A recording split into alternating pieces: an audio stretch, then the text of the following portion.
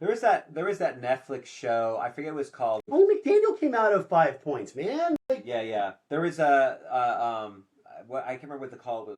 It was a show about race and racism, but it was by Killer Mike. Oh wow, cool. Right. So, and he talked about Black Wall Streets and the complexity of segregation. He was like, "Here's the thing: segregation was bad." But at the same time, when segregation ends, all of these white businesses colonize and put out of business black businesses and actually take away black power. That there was, like, in a weird way, even though segregation was definitely bad, the act of segregation forced black people to have, like, their areas of power, and those were fractured after. And of course, on top of that, you get the drug war, you know, which Nixon very much was like, how do we stop civil rights? We conduct, and Nixon and Reagan, how do we do that? Nixon, but Reagan was a part of it. But then later, even more mostly Right, he was governor of California during all that stuff, Yeah. right? So how do we do that? We conduct the drug war, we shatter these communities, we, you know, destabilize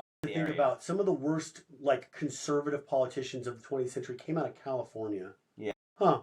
But yeah, no, like, I think that's the reason that, like, that Claire wants to live in Harlem is because it feels like a safe enclave for her to be around black people and feel that part of her that she's been repressing. Right. But Irene, I think, is secretly, like, experiencing depression because she feels like she's contained by Harlem in a way, right, because of the life she's built there. It is safe and secure, but it is also kind of functioning like a little prison for her. Yeah. And her husband is constantly expressing this, and, that he wants to move to a place that's more, like, racially diverse and, like, I think probably from his perspective, especially celebrating all of the spectrum of, like, racial diversity that can exist when people, like, mingle and intermix and stuff like that. But like, and also too, it is important to understand that there were a lot of racial politics in Brazil in the early 20th century. It was not. He's probably not cognizant of that, though. He's probably not. He probably looks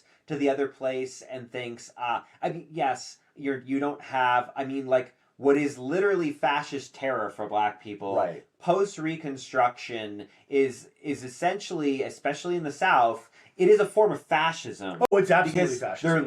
You know, black people's rights are constantly violated. Yeah.